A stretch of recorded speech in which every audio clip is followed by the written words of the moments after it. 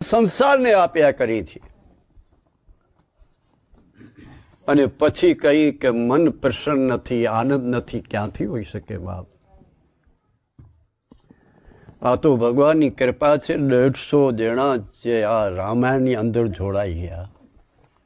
સવાર સુધરે, જીવન સુધરે મારા બાપ. પણ સવાર ક્યારે સુધરે? જ્યારે અંતઃકરણમાં જ્યારે સવાર સૂરજ ઉગે ત્યારે સવાર સુધરી કહેવાય. મલિનતા છે ત્યાં સુધી સવાર કેમ સુધરે? કેવળ વાતો જ. મનને શુદ્ધ કરવા માટે, ચિત્તને શુદ્ધ કરવા માટે સંતોનું સમાગમ.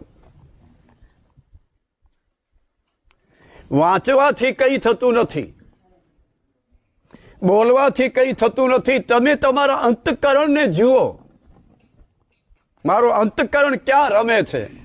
મારી બુદ્ધિ ક્યાં છે? મારો ચિત્ત ક્યાં છે? મારો મન ક્યાં છે? મારો અહંકાર ક્યાં છે? એ મૂળ તત્વને જુઓ તો રામાયણ, ગીતા, ભાગવત એ બધા રસ તમને ઈશ્વર સ્વરૂપ બનાવી દે બાપ. ભગવાનના સ્વરૂપ તમે બનાવી દે. એ શક્તિ છે. આપણે કોઈ દિવસ અંતઃકરણની સામે જોયું? ક્યારે પણ નહીં. નથી મનને જોતા, નથી ચિત્તને જોતા, નથી અહંકારને જોતા કે અહંકાર ક્યાં બંધાયેલો છે.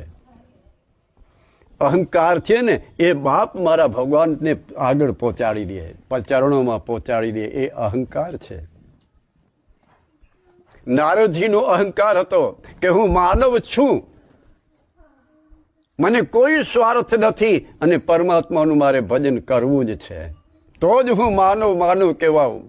જો હું માનવ હું અને પરમાત્માનું ભજન ન કરું તો હું માનવ નથી. આ નારદજીના શબ્દ છે. તો વિચારું કે હું કેટલો માનવ છું.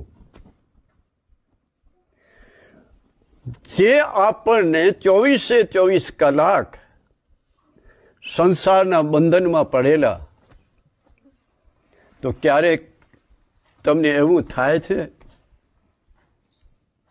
કે હવે આ કિચડમાંથી મુક્ત થવા માટે કંઈક ઉપાય કરું, કંઈક પુરુષાર્થ કરું? ક્યારે એવું થાય?